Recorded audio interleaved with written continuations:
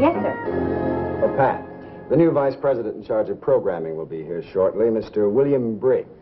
Now, we haven't a permanent office for him to use right now, so we'll put him in 206 for the time being. Yes, sir. Get him a secretary, and you'd better have a page boy go down, open it up, and see if it needs cleaning or anything. If Mr. Briggs gets here, why, show him right in.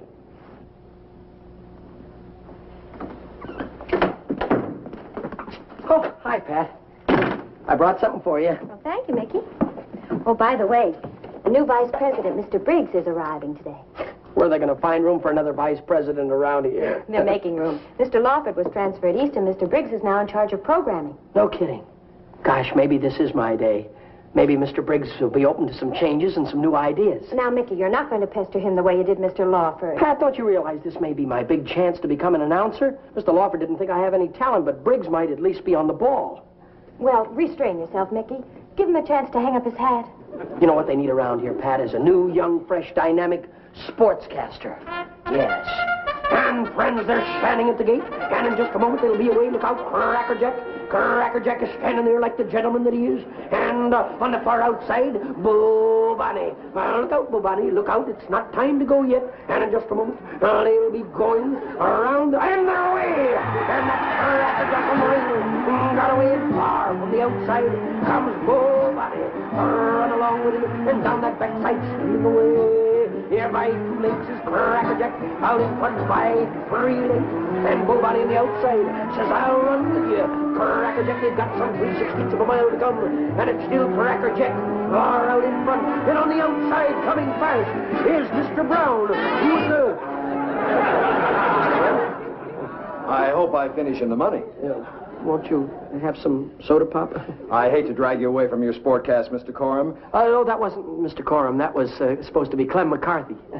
Pat, did you tell Mr. McCarthy to get room 206 ready for Mr. Briggs? Well, I was going to, but before I knew it, we were off to the races. Well, I'll take care of it right away, sir.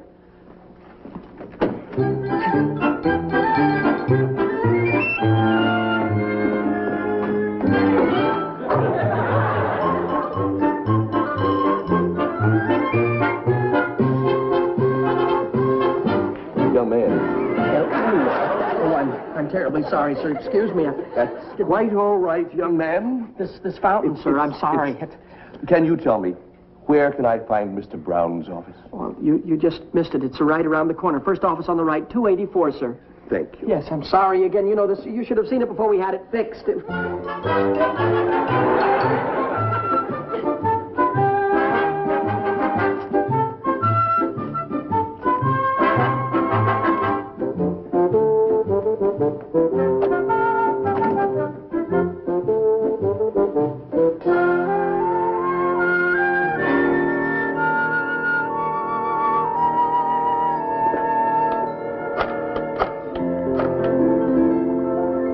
Pat, this is Mickey. I'm down in 206. Pat, it's not very clean and it needs some tidying up. Can you send a janitor down here right away? Do me a favor. The new vice president just arrived. He's in with Mr. Brown now. He'll be going down to his office right away. Straighten it up as much as you can until I can get a janitor. All right, I'll take care of it, Pat. Thanks. By the way, Brown, you have a page here by the name of Mulligan? Yes, Mickey Mulligan. That's him. Just before I left New York, Lawford mentioned him. Really? Yes, he made kind of a strange statement. He said, beware of Mulligan. I wonder what he meant by that. Oh, Pat, would you please show Mr. Briggs down to his office? Well, I'll find my way. After all, I have to get to know my way around sooner or later. Well, all right. Do you have the key to 206? Here it is. There you are. Thank you. Oh, that's a beautiful keychain. Yes, isn't it? Mrs. Briggs gave it to me for my birthday. She has excellent taste. Thank you. We'll have a permanent office for you, first of the week. I'll be fine. Miss Harding, it seems your boyfriend's fame has spread all the way to New York. Mulligan versus Briggs. I wonder how it'll turn out.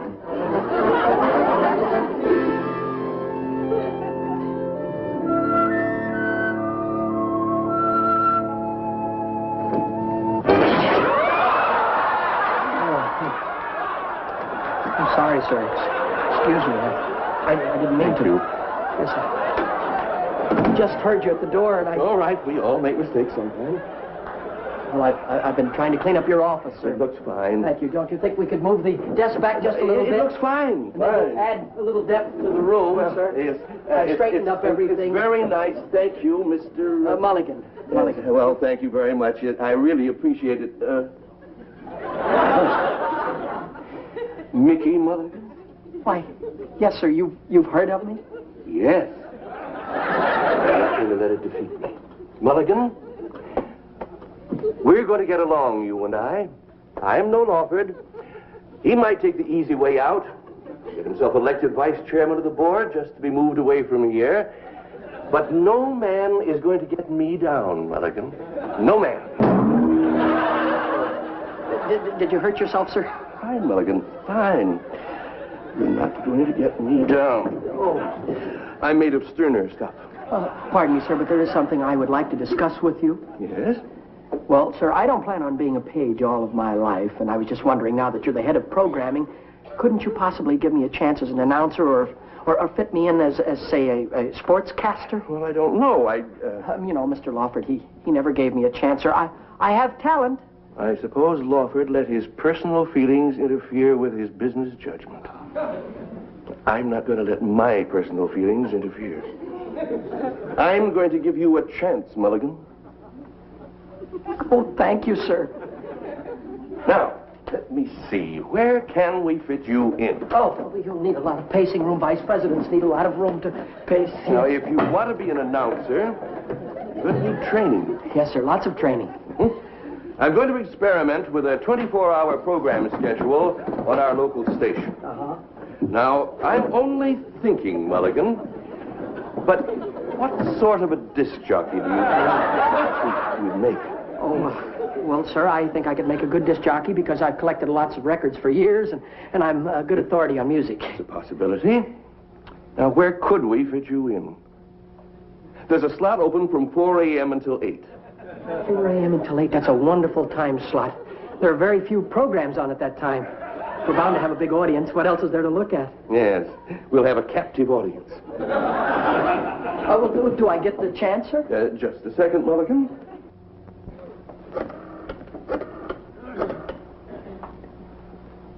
Miss Evans? Briggs in programming. How are we coming along with the auditions for that 4 a.m. to 8 slot? You're not serious. 23 of them turned it down, but I only called 22. Oh, you don't want it either. Mulligan, I'm going to take a gamble with you. You mean that I have the job, sir? You take over tomorrow night. If you deliver the goods, the job is yours for keeps. I hope I won't let you down, Mr. Briggs. Do you know, Mulligan, I think we've got the jinx licked. Yeah. I think we're going to get along fine together. Thank you, sir. Mr. Briggs, you didn't hurt me. Go, Mulligan, go.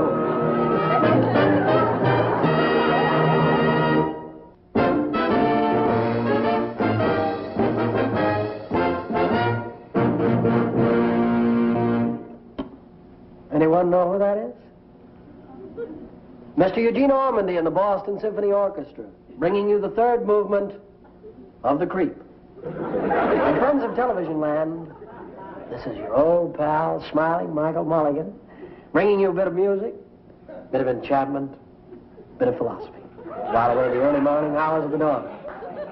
So sit back, friends, in your easy chair, take off your shoes, relax, with your old friend, smiling Michael Mulligan.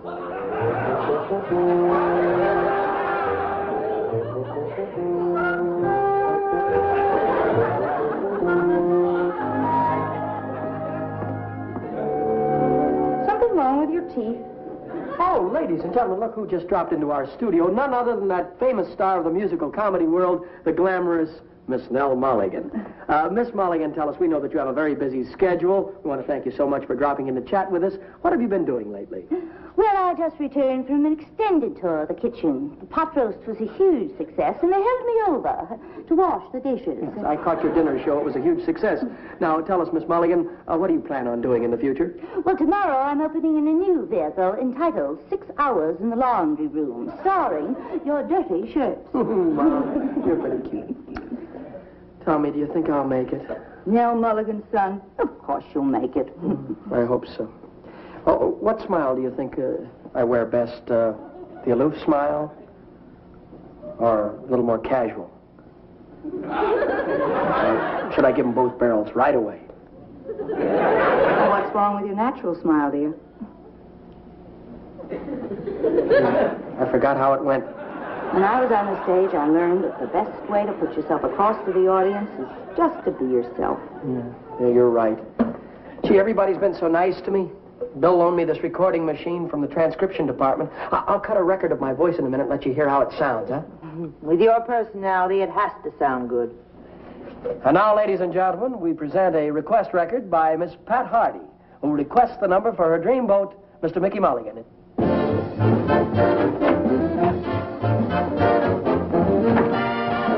Dreamboat? Hello, Nell. Oh, hello, dear. Ladies and gentlemen, into our studio has come somebody we rarely have a chance to interview, Mr. Crime Fighter himself. And here he is. All America is waiting to hear what you have to say, sir. What does America want to hear? What is your name, please? I'm Joe Mulligan. And your occupation, Mr. Mulligan? Police Department. I'm a sergeant of detectives working out of the 23rd Precinct. You must lead a very exciting life, Sergeant. Right? Oh, yeah. I spent the whole day checking R&I files. Just peachy. Look, I'm tired. That new captain they brought in from downtown, Otis, has been riding me all day. How a guy like that rates to be captain, I'll never figure out. Speak up, please. For my money, he should be directing traffic in a dead-end street. I should have had that job, and he knows it. You wanted me to say a few words? Well, here they are. You know what I really do for a living? I play stooge for Captain Otis. This morning he says to me, Mulligan, we got to round up that Martin gang. That's what I said to him yesterday. Oh, he's bright, real bright. And then he says to me, now the first thing I want you to do is bring in the squealer. He wants me to bring in the squealer. That sounds easy, doesn't it? Only nobody's seen the squealer for 6 months. He might be dead. But that's Captain Otis for you. He gets paid for telling other people what to do. Well, thank you very, very much, Sergeant, for that very inspiring talk on teamwork. And so, ladies and gentlemen...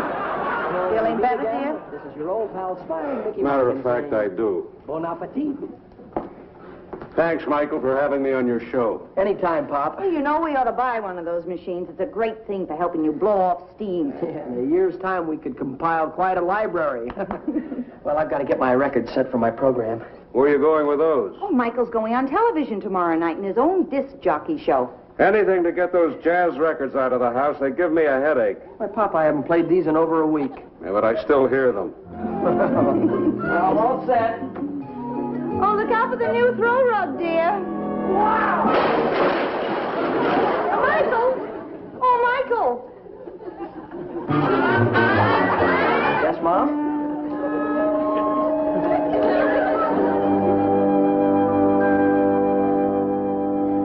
Now we switch you from the pre-dawn movie to a new show, Insomnia Incorporated, starring that eager, wide-awake disc jockey, Michael Mulligan. Michael Mulligan! Hi! Oh, there you are. Where?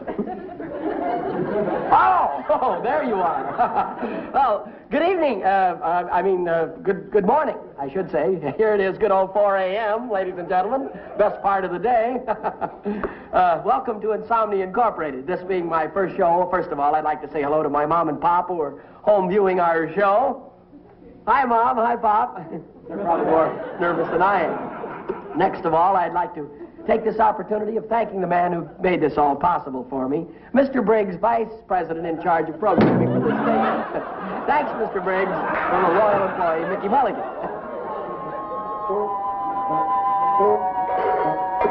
Hi, friends. This is Mickey Mulligan, still going strong here, whiling away the early morning of the hours, our early hours of the morning. Just you and I together. The time is just flying by. It's now 5:30. Well, we sincerely hope you're enjoying our program. I also hope that you're enjoying the records that I've been playing for you. Yes, they're all my personal collection.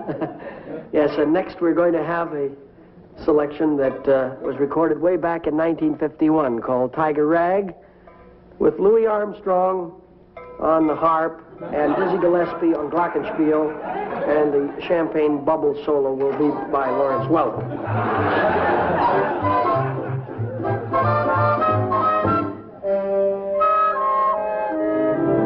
Good morning, Simmons. Morgan, what are you doing here so early? My son Michael's on television, and I want Captain Otis to see him. Then he'll know us mulligans are going places. No kidding. Is Mickey on television? You bet your life he is, and that's more than he can say about his son. But Otis, boy, is only 4 years old.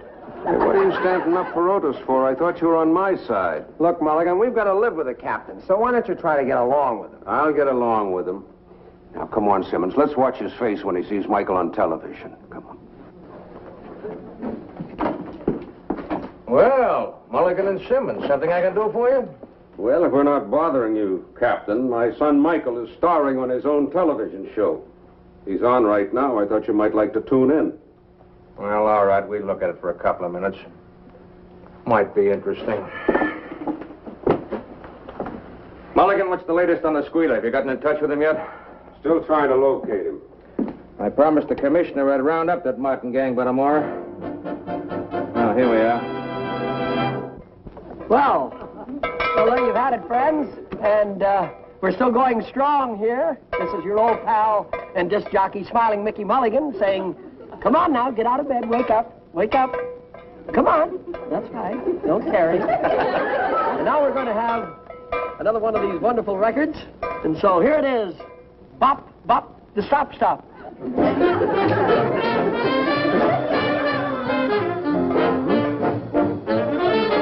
Oh? Hello, Mickey Mulligan. The record I'm now playing?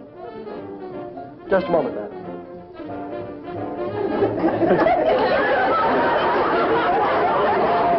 Can you call back after the record's finished, please? Thank you. Oh, he's great, isn't he? What a personality. Say, did I tell you what my son did yesterday? He's only 4 years old. Fine. Let's watch the show.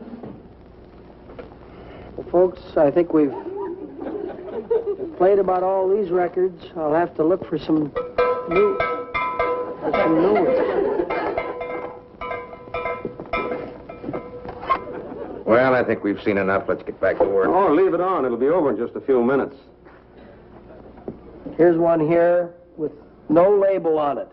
Be lots of fun to play. Let's just put it on. See what we got. Ladies and gentlemen, into our studio has come somebody we rarely have a chance to interview. All America is waiting to hear what you have to say, sir. What does America want to hear? What is your name, please? I'm Joe Mulligan. And your occupation, Mr. Mulligan? Police Department. I'm a sergeant of detectives working out of the 23rd Precinct. Well, we've heard enough. Let's get to work. Oh, yeah. I Leave it on. Checking R&I files. Just peachy. Look, I'm tired. That new captain they brought in from downtown, Otis, has been riding me all day. How a guy like that rates to be captain, I'll never figure out. For my money, he should be directing traffic in a dead-end street. I should have had that job, and he knows it. You wanted me to say a few words? Well, here they are.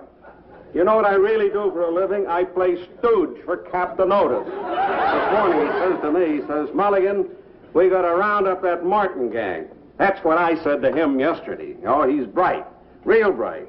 And then he says to me, now the first thing I want you to do is bring in the squealer. He wants me to bring in the squealer. That sounds easy, doesn't it? Only nobody's seen the squealer for 6 months. He might be dead. But that's Captain Otis for you. He gets paid for telling other people what to do. Well, thank you very, very much, Sergeant, for that very inspiring talk on teamwork. And so, ladies and gentlemen, until we meet again, this is your old pal, Smiling Mickey Mulligan, saying... Thank you, Sergeant Mulligan. Thank you for that very informative talk.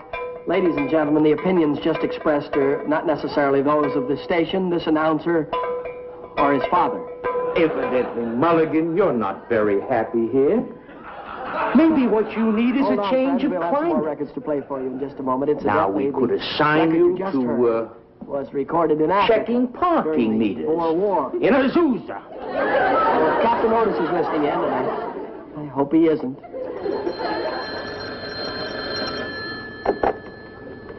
Hello? Who? The squeaker? Oh, the squealer. You hear that, Captain? It's a squealer. Yes, sir? Yes, I'll try and get that for you. Thank you, sir, for calling. Ladies and gentlemen, we've just had a call from somebody who calls himself the Squealer. We've had a request record to be played for Sergeant Joe Mulligan. It is the squealer. He wants to contact me. Mulligan, will you keep quiet? Ladies and gentlemen, the number that the Squealer requested was the Darktown Strutters Ball, but we don't seem to have it around on any of these recordings. So, well, Mickey Mulligan, he never lets you down, you know. I'm going to play it for you myself and sing it at the piano for you. So if you'll just stand by and...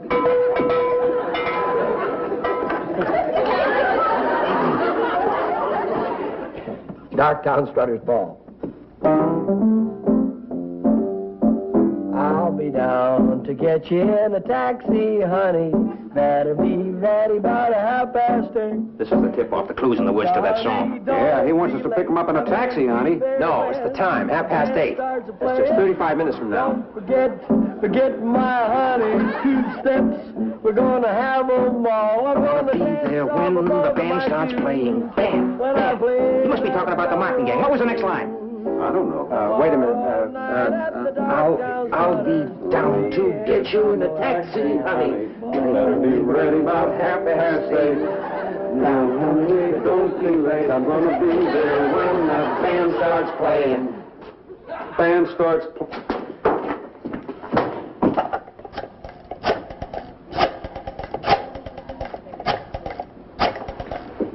Hello, this is Captain Otis. Connect me with that disc jockey, quick. Smiling Mickey Mulligan.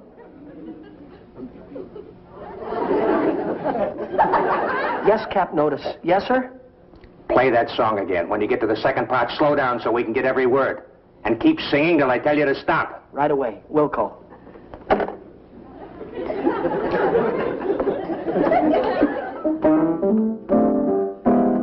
I'll be down to get you in a taxi, honey. Better be ready by the 8:30. Now, honey, don't be late. I'm gonna be there when the band starts playing. Don't forget when we get there, honey. 2 steps, we're gonna dance some more. I'm gonna Downtown dance Strutters Ball. Where does that fit? Hey, there's a Ball Street on the south side. That's the name of the jewelry store on Ball Street. Strutters. Strutters Jewelry Store, let's go. Well, let all cars put a ring around Strutters Jewelry Store on Ball Street. When I play the Jelly Roll. And now back to our main studios for a word from Mickey Rooney.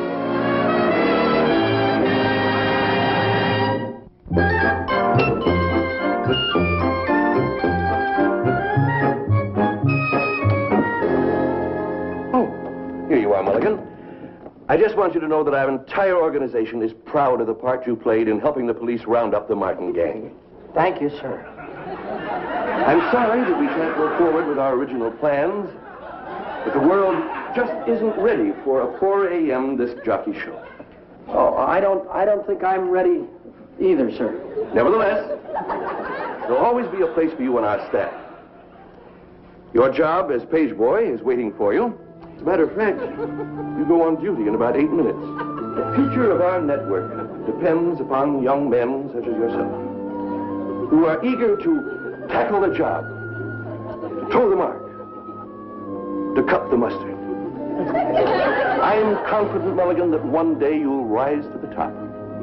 Just keep on your toes and never let them catch you napping.